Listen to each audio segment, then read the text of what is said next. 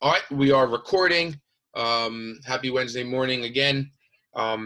Before we talk about CLEPing, I wanted to just cover, do you guys have any questions as you continue to run through your corporate debt activities? Anybody have any questions? If you finished activity 1 and you started activity 2, are there any questions on that?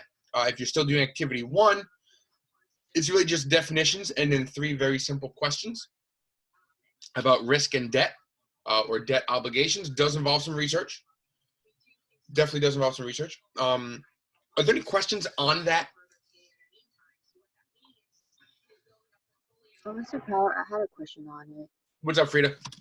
So, when I finished the first part and I'm gonna move on to the second part, but when do I submit them? Do I do it together or in parts? No, so the 2 parts, so by April 5th, which will be like Saturday, I believe, or Sunday, this activity 1, I'd really like to see it in a Google Drive document.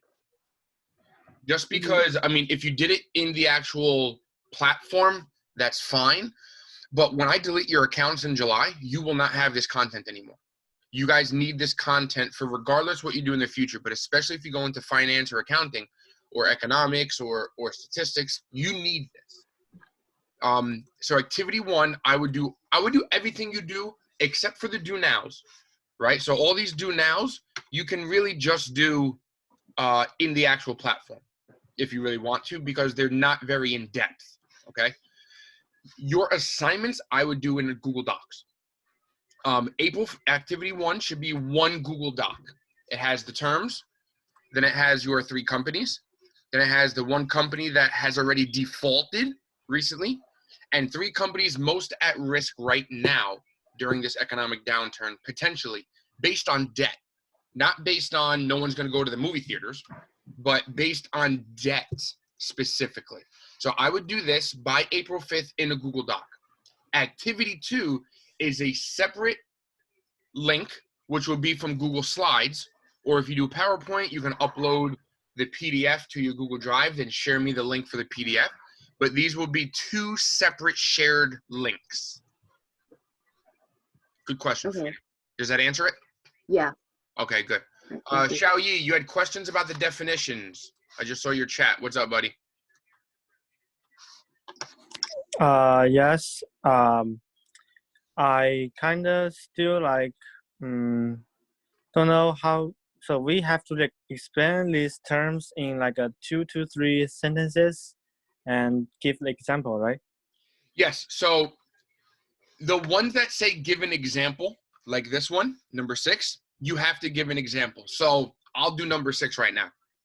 Defaulting is when you have debt and you owe someone a debt payment and you miss that payment. That's the definition. Then you have to give an example. An example would be Xiao Yi has a credit card bill. He doesn't pay it for 2 months. He's considered in default because he didn't pay it for 2 months. Oh. The words stocks and bonds and credit, these are just definitions. A speculative investment, that's just a definition. What is a creditor? That's just a definition. Bond ratings, what is it? So definition, why is it important? Risk happens fast. Give an example, right? So this would be a little bit longer. Mortgage-backed securities that we discussed yesterday. This would be a little bit longer. Give me the definition. What is a mortgage-backed security? Then give me an example. Same thing with 20, 21, and 22. Most of these are just the definition. All right. The only things that require more than the definition would be 6, 11, 14, 16, 17, 18, 19, 20, 21, 22. So 6 of them. So these 6, and then probably number 6. So 7 of them, I think. All right. The rest of them are just definitions that you guys have. Okay.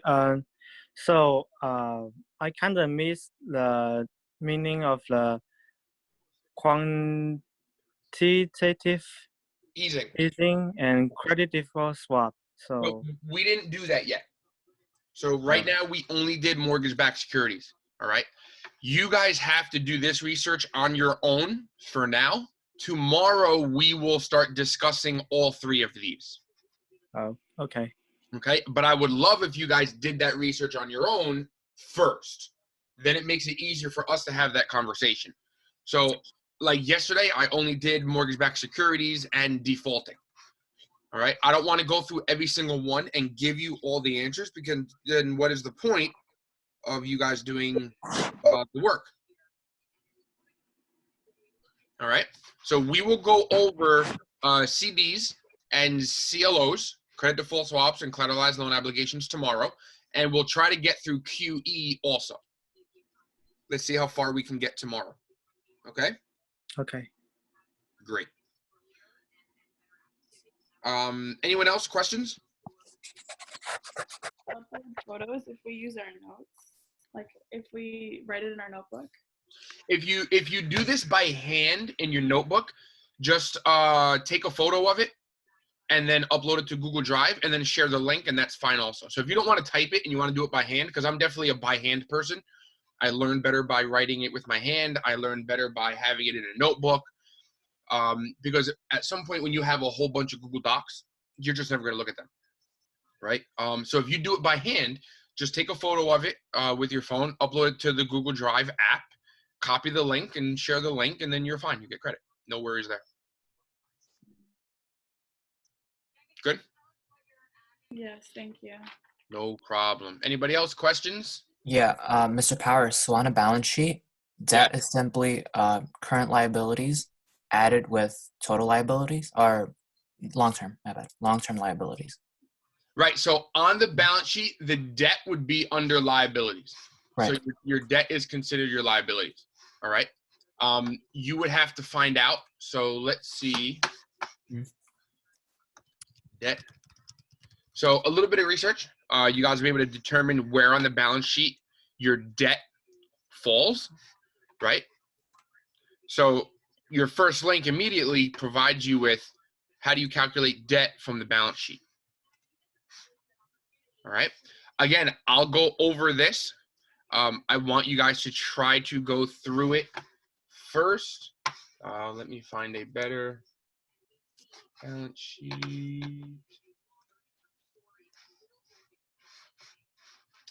I hate all the ads on these websites now. You can't even get the content that you want because there's ads everywhere.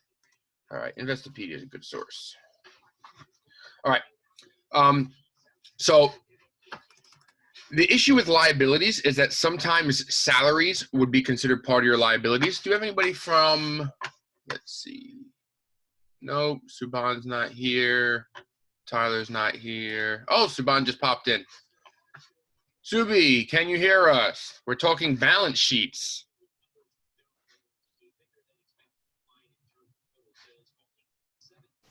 All right, so if we drop down, so it's different types of liabilities. So check this out. So this is really, you have long-term, current, and accounts payable. On your balance sheet, if we actually pick up a balance sheet, which we can actually do, let's look at Apple's balance sheet.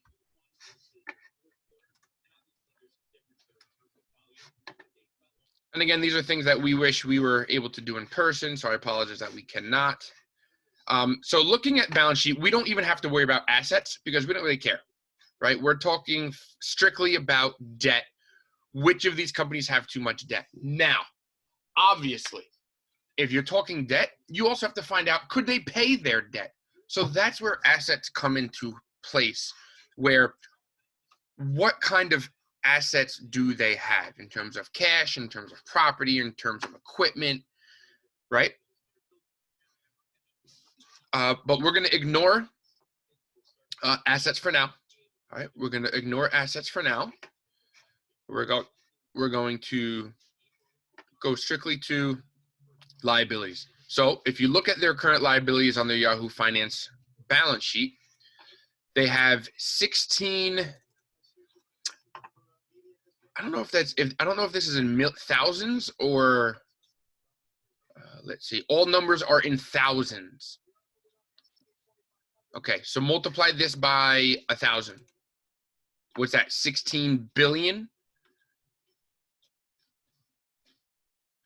So they have 16 billion in current debt, 46 billion in accounts payables, 37 billion in other liabilities, long-term debt 91 billion, total liabilities 248 billion. Jesus Christ. Pardon my language. So let's look at the balance sheet. When reading it, these are your three key things to look at. Long-term liabilities are debts and other non-debt financial obligations due after 1 year. All right, after 1 year. Current liabilities have to be paid within 1 year. Short-term borrowings would be accounts payables. So here's the issue. So like an interest payment would be accounts payable. So people you have to pay out to. So interest on your bonds or loans. Here's the issue with looking at the balance sheet. You looking strictly at the balance sheet, you will not find out exactly what kind of debt they owe. Does that make sense? You'll see if it's long-term, okay? You'll see if it's accounts payable. You'll see if it's current, so it's under a year. If it's long-term, it's over a year. But what you won't find is the specific debt they owe. So you can look at the balance sheet and see what their full debt loads are. You will probably have to comb the internet a whole lot more in order to find out what type of debt they actually have on the balance sheet. Does that make sense? So I'm hoping you can find it. I have found it in, 10, 15, 20 minutes of work. How many bonds what year they were selling bonds, how much is outstanding.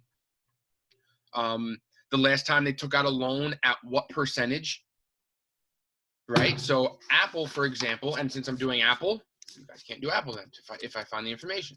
So Apple loan, it's not even going to give me anything. Let's do APL.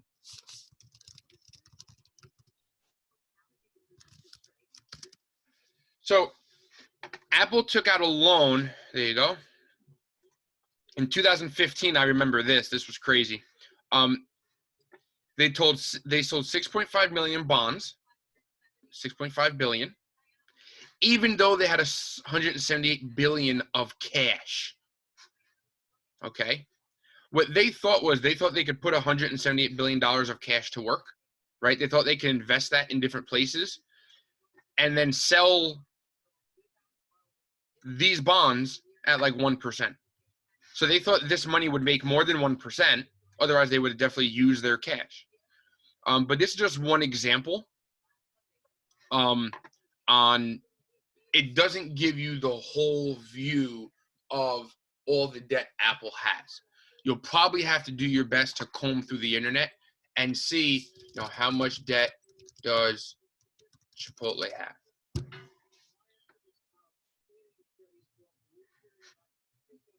So there are companies, so Macro Trends, all right, could probably give you a bit of their debt. So Micro Axis is going through different company profiles.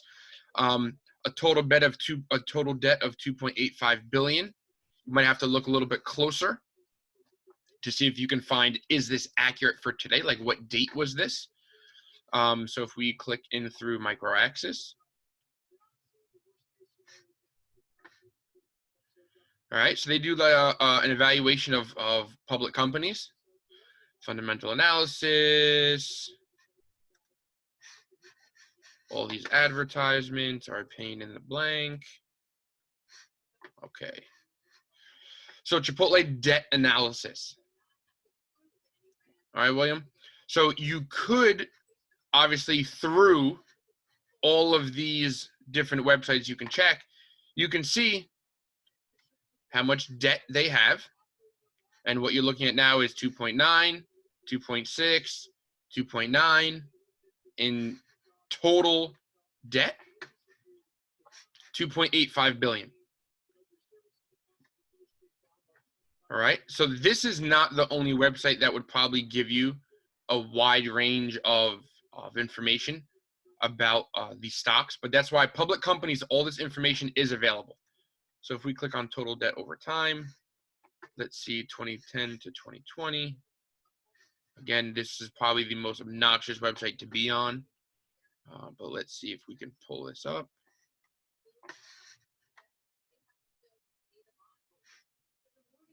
All right, so here's your entire, I guess, write-up of during the period of 2010 to 2020. Now, current revenue expected to grow to 5.6 billion this year, and they have 2.9 billion in debt this year. I wouldn't consider Chipotle a risk. Now, if you think they're going to earn less and the stock is going to go down, then that's a whole different story, right? It's a very different discussion you can have. But if they're at risk of going bankrupt, or if they're at risk as a business, right, to make it through, that's a conversation that I want you guys to have. That's this conversation. So if they're earning 5.6 billion this year in projected income and 2.9 billion of debt, you kind of have to figure out what their expenses are and then determine if they have enough profit, because this is revenue, 5.6 billion in revenue, 2.9 billion in debt. That doesn't mean that all the debt is due today.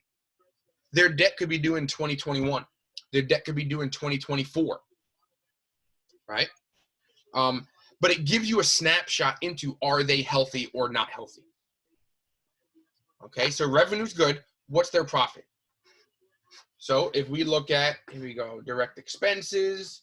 Oh, wow. Macro Axe is actually pretty good if it's accurate. So direct expenses, income, cost of revenue. Let's check on. We already looked at all their debt loads, which is crazy because take a look. They're clearly running their business on debt. 2010, they had 3 billion. 2019, they had 2.6. 2020, they have 2.85. They're constantly with almost 3 billion worth of debt. That seems to be what they operate on. Not sure why. 2.8, 2.5, back to 2.8. Other fundamentals. Let's see. This is about the stocks. Bum, bum, bum. Let's see what this one was. All right, we're looking at their expenses. So looking at their expenses, 3.6 billion. So let's do some math. 5.9 billion in revenue this year, 3.6 billion in expenses. That's 2.3 billion of profit, 2.9 billion of total long-term liabilities, probably, maybe a combination of short-term and long-term. Clearly, with 2.9 billion in profit, I mean, there's no problem with them paying off their debt. They are strategically able to weather this storm if there's an economic downturn. Questions on that? That's your analysis. That's it. Now, I know I say that's it as if it is fast and easy, but this took us, what, 8 minutes, 10 minutes? Once you find your website like MicroAxis, it is significantly easier for you to do that analysis very quickly. Now, it's whether MicroAxis has, one, if it's up to date, right? It seems like it is because it is talking about when their earnings report is, which is April 21st. So it does seem like it is up to date with some of the content. Okay. Questions on that? I really didn't want to give you where to find all this information, but I assume now if you go to MicroAxis, you can find any company you want. However, you still don't know what kind of debt this is, right? So you still don't know if the 2.9 billion is loans or bonds. So then maybe I do another search. Does Chipotle have bonds? Is Chipotle selling bonds? So bonds and credit ratings. There we go, cbonds.com. So yeah, I mean, guys, it's not easy. It's not meant to take you 5 minutes to do this. That's why I gave you 2 weeks almost for the corporate debt assignment.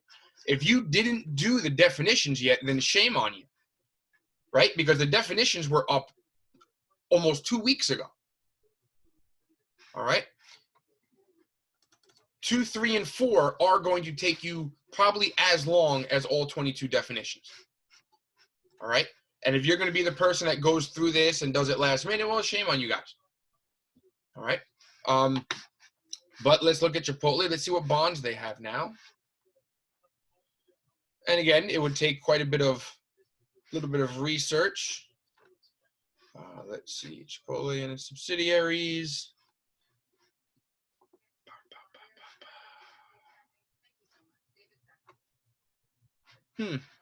Nothing. Bond search.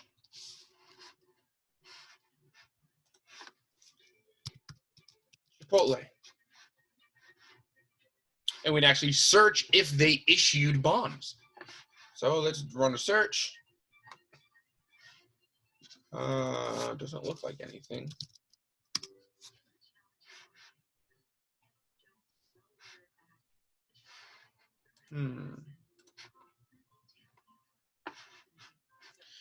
Well, didn't find anything on that, but let's see defaults.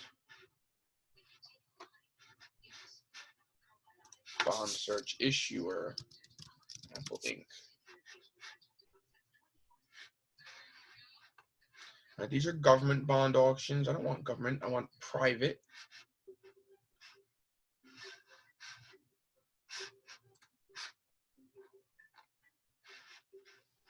All right, so if you look at defaults, obviously we didn't find anything on Apple. Maybe this is not the most user-friendly platform. Bond calendars, prices.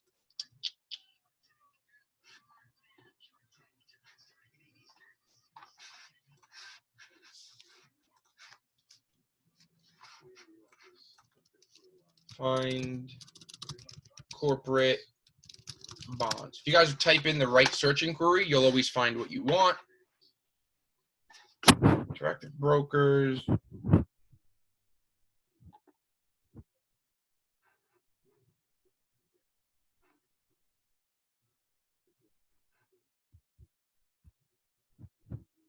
Now, you don't want to get confused for going to a website that says buy bonds. Like, you don't want to end up going to like TD Ameritrade or Citibank and it says let's buy bonds, right? Corporate bond list.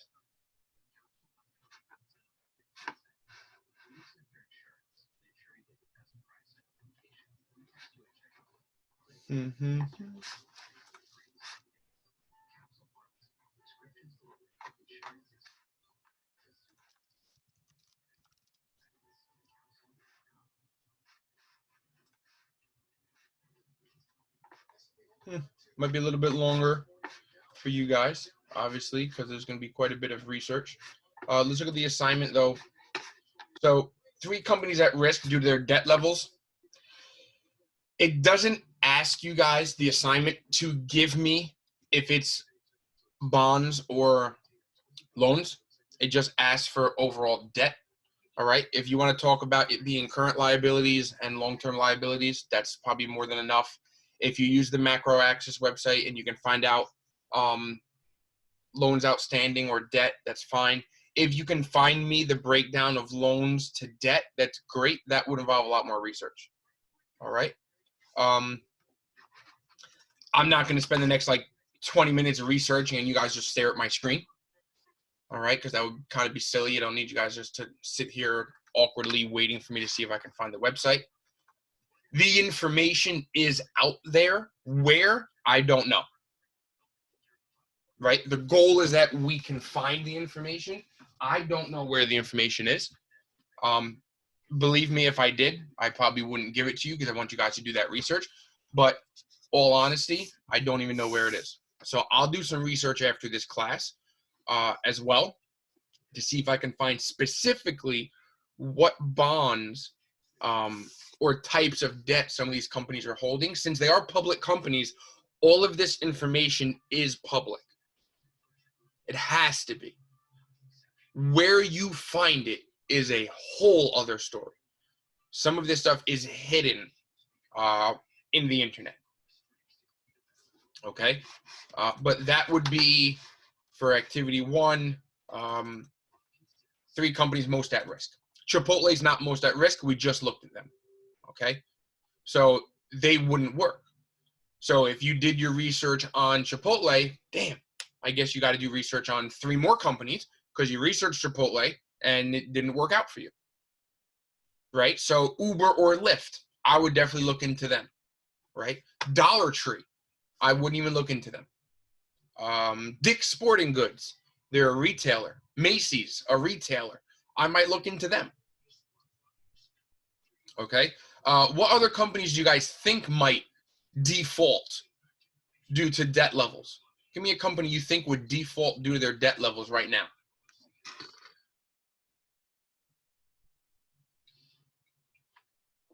Or forget their debt levels. Who do you think would default based on just the economy we live in? What companies do you think could struggle a lot? JCPenney. JCPenney, another retailer. Mhm. Right? Like Apple will struggle, but you know they're not going out of business or defaulting. But you got to give me a company that you think will struggle, and if they had debt, would struggle to pay it. So JCPenney, I agree. Macy's, I would definitely agree. All right. Who else? Anybody else outside of William? I think also hotel companies. Hotels, cruise liners. Yeah, hell yeah. Entertainment industries. Good. Forever 21, they like applied to be bankrupt, but I still see their stores. I think they're making comeback. Really? Yeah. Huh.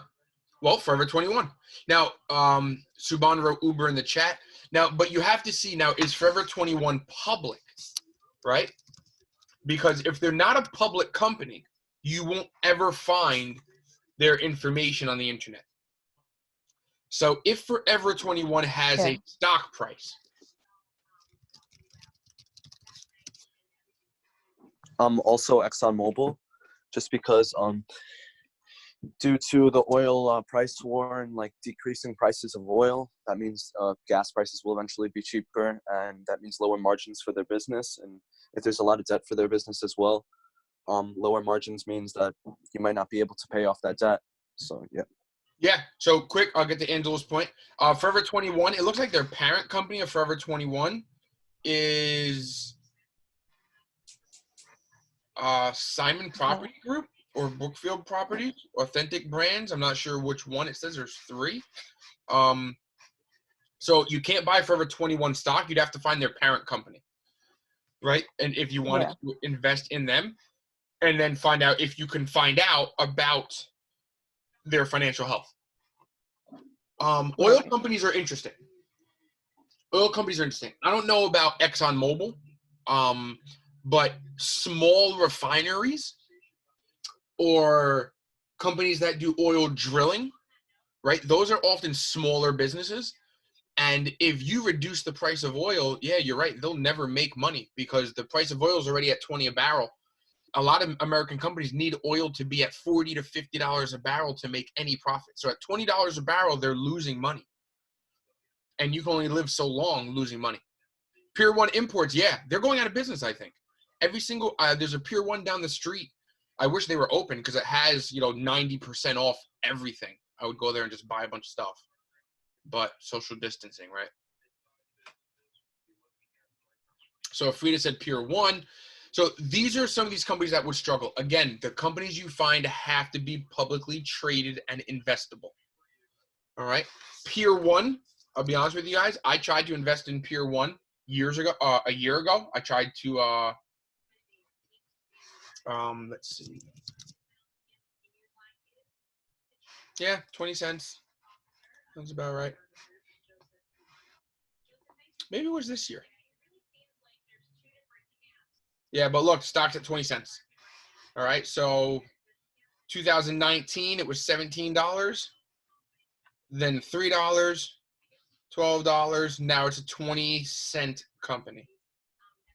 I mean, yeah, there's something going on here. You can take a look at their financials. That's a good one, Frida. Mr. Power, also Disney. I mean, I think Disney will struggle. I don't think Disney is at risk of. Yeah, I don't mean that they'll go bankrupt or they'll go out of business. I'm just saying that, like, due to obviously the coronavirus, the tourism numbers must be non-existent almost. So yeah. Yeah, I mean, they still have their, they still sell toys. They still have their Disney Plus platform. They still have, they still own a lot of Fox assets that they'll benefit from. Again, we're specifically for this though, make sure that companies most at risk in an economic downturn due to debt levels. So Right. we'd have to find out what are their debt levels. Maybe they have a high debt level. I'm not sure. And if it does, who knows? They've been talking about Apple trying to buy Disney for years. Imagine if Apple bought Disney. Wow. So just a thought. All right. But remember, most at risk during a downturn. Okay, outside of that, I want to talk to you guys about CLEPing before I let you go. So while you're home, and especially if this runs through June, and we really don't go back to school, if we really are not going back, you guys have a huge opportunity to decrease your cost of college if you guys CLEP some of your classes. So what does that mean? What that means is you can take an exam, right? It's a CLEP test. It is a college level exam. If you pass the exam, you get the college credit and do not have to take the course in college. So if you take a math CLEP or a social studies CLEP, depending on, or a science CLEP exam, you will not have to take the class in college. That is huge. I did that for like 2 or 3 classes. Okay? So you guys need to look into CLEPing. Now, should you CLEP 4 classes at once? No, that's just stupid. Right? But you can register for them, like composition and literature, world language, history, social studies, science. There's business courses. You have to look at what are your core classes, right? So look at where you're looking at going. Look at what a tentative schedule looks like, right? What would a freshman course be or a sophomore course, and CLEP it. Take your class now. Pass your class, and then you no longer have to worry about taking that class in college. So if you're taking macro or micro, don't do it because you're already probably going to get it when you sit for the AP exam if they work that out. All right? If you want to be a teacher, human growth and development is a requirement. Educational psychology is a requirement. I'm not sure if you're required to take a language. Literature, college composition, that is a requirement usually. Humanities is usually a requirement. Okay? So click on humanities, hack through the internet and find a study guide material, pay the $90 for the test, find the material to study, take the test online, pass the test, and it only costs you $89 to get 3 college credits. Look, the book is $25. The exam guide is $10. So 89 plus 25 plus 10 is like $120. $120, you can CLEP 1 full exam. Now, the only key is usually you have to CLEP at a testing facility. Okay? They don't let you CLEP from your home. You usually have to go to a specific facility in order to CLEP an exam. All right? So it's usually a 4-hour exam or up to a 4-hour exam. But when you finish, if you pass it, oh, wait, hold on. The exam contains 140 questions in 90 minutes. Never mind. Nowhere near 4 hours. Less than 2 hours and 140 questions. For humanities, anyway.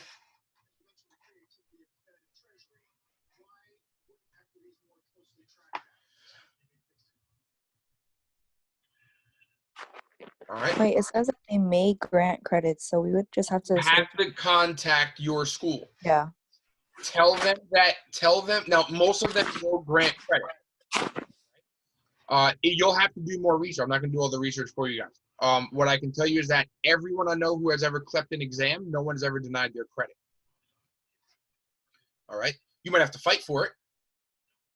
You might have to make sure you got better than a 60 out of 100. You might need a 90 out of 100 or they won't accept it. So every school is different because if you're CLEPing an exam, that means you're not paying them for the class. So if you don't do extremely well, they will not take it. I can tell you that also. All right. You can contact your school. Tell them that you CLEPed an exam. Lie to them. Don't tell them you're thinking about it. Tell them that you CLEPed 2 exams, humanities and college composition and literature, whatever. I CLEPed them. Are you going to honor these scores for the college credit? They'll say yes, they'll say no, and then you find out. And if they say yes, great, then you can go do it. So it says earn college credit. So it gives you an overview, basics, your score, how to take the test. So you guys are going to have to do that research. Right? I'm not going to sit here and do the research for you. All I can tell you is that I've CLEPed. I've had students CLEP. I require students to CLEP when I can, not require, but when I push them to. They do 34 exams that cover a lot of the intro level courses for college that you are required to take. And look right here, more than 2,900 U.S. colleges and universities will accept it. So can you find out which colleges and universities? Yes, you can. Am I going to do that for you? No, I'm not.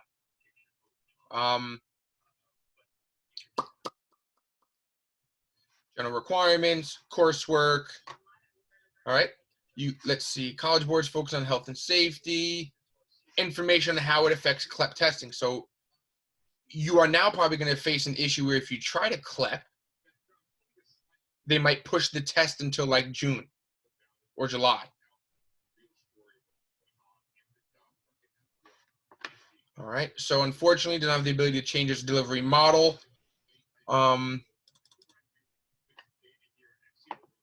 Yeah, so you still have to go there to take the test.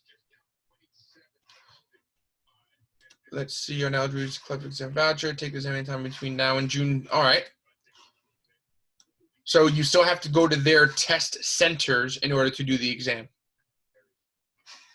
You can contact the test centers to see if they're open or when they will open. Okay. Some high schools offer it. I don't know why ours doesn't. About CLEP. All right. So the College Board does it. So I would just type in CLEP into Google. I think this would be a huge asset for you guys, especially if you're going to if you're starting out at a community college or a Baruch that's local. You can probably do all these exams. You can probably bang out 2 by the end of the summer and save yourself 2 courses. Right? Find out what a schedule would be. I mean, it's April. You're home. You can probably bang out 1 a month. But I would suggest you go and see if you can find out which schools accept it. Contact the schools and do this. This will save you a whole boatload of money, guys. All right? Time and money. And that's huge when it comes down to it. $125 for the testing materials and the exam versus, $2 to $3 grand for the course, and a course that you actually have to go to every single day. This you can just study. And most of you guys are smart enough and have done well enough in school that a few weeks or a month or 2 of studying, even if you did 6 weeks of studying or 8 weeks of studying, a lot of this I'm sure you guys can pass now, because your first year of college you will not be very challenged because a lot of you have done so well in high school. And if you were in advanced courses in high school, then some of these courses at the first year of college, you can CLEP them and get through them without even studying. But if you study for, a month, 6 weeks, depending on how hard you study and work, especially while you're home, you guys can save yourselves a whole lot of time and money. All right, so I would just definitely suggest look into whatever you can CLEP and CLEP the hell out of it. Questions? Thank you. Of course. No, yeah, not many people know about CLEPing. Colleges won't tell you because then then they're not making money off of you. So that's why this is such like a hidden secret. Gem. Yeah, it's a gem, but it's like a secret because, imagine all of you CLEP 2 exams this summer and it's $3,000 per course. Imagine you all guys all went to this, let's see, you all went to QCC. There's 10 of you here now.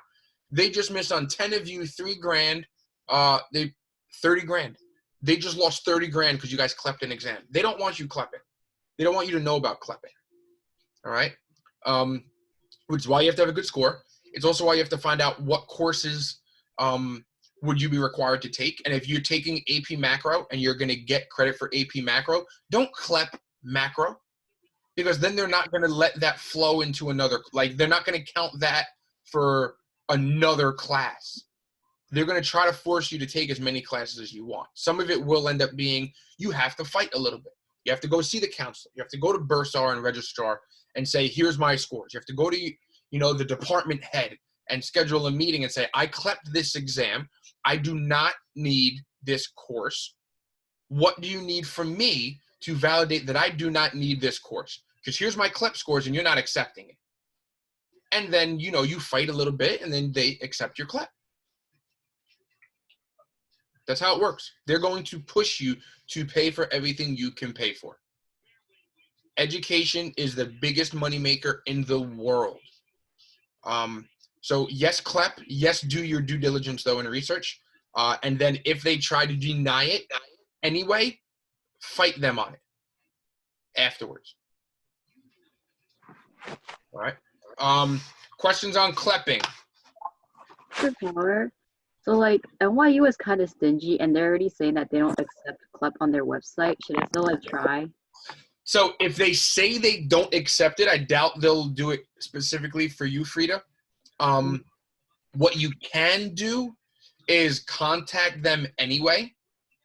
It can't hurt to ask. It says all CLEP exams. Yeah. Let's see. Friends, I'll be taking through NYU.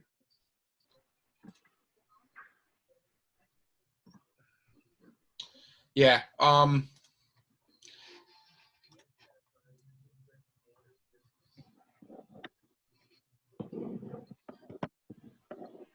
guess I'll just email them and see what they can do. Yeah, you never know. If you're taking advanced courses, higher end, maybe not. Some, like I said though, some schools don't want you to go to another school, right? Some schools don't want you to transfer credits from another school. Some of them don't want you to accept your VE credits. Some of you don't want to accept your CLEP credits. And sometimes you got to put up a little bit of a fight. Your VE credits come from Farmingdale, so they are transferable. CLEP comes from the College Board, so that's why it's easier for them to not accept them. Doesn't hurt to email and try though. It definitely does not hurt. I would definitely call and email. Okay. Yeah, if they say no, they say no. Then whatever. Anybody else? All right. If you guys have no questions on that assignment, again, please, I would really recommend get activity 1 done as soon as possible, at least the definitions. Tomorrow, we're going to talk 20, 21, and 22, QE, CDSs, credit default swaps, CLOs. I will retouch on this because everybody's not here. I'll go over that macro website access again. The Do Now is available. Tomorrow, we'll also start discussing Activity 2 because Activity 2 is definitely lengthier than Activity 1 because you're putting together a full-on presentation. I'll show you some samples. And then Friday, we have our meeting with Henry Hood. The Do Now for tomorrow, please do it tonight. The Do Now is actually questions for him. All right, so he does commercial lending. He is not going to be here on behalf of his business, so ignore the whole life store insurance piece. He's an expert in the field. We didn't get approval from the corporation to do this, as he comes from Life Store Insurance. Just because of liability issues, if he says something that gets published and it is or isn't in line with what Life Store believes or what Life Store their message is, they don't want to be held accountable, which is completely understandable. So do not ask him about the business he's in. You could ask him what he does. You guys can ask him what his day-to-day work looks like. You can ask him what he did in college. You can ask him, about the current financial situation as a small business, as a big business. How many businesses does he think are going to go bankrupt? How many of the businesses that he works with are taking out leveraged loans? I sent him the lesson we did yesterday on mortgage-backed securities, and he was like, wow, these kids are taking college-level lessons. Right? So it's pretty cool. I think it'll be pretty interesting, but he may be able to stay for the whole 40 minutes. He may be able to stay for, 20 minutes. It depends if he has any meetings or clients that call in. So please just make sure you have those questions done. That's why it's the due now for tomorrow. That way you guys already have them ready instead of sitting here wondering what to ask. Okay? All right. You guys have a wonderful rest of your day. And if you need me, I'll be available via text or email. If not, I will check you guys tomorrow. Have a wonderful day, guys, and I'll post this You video. too, Power. Bye, Bye. guys. Enjoy your day.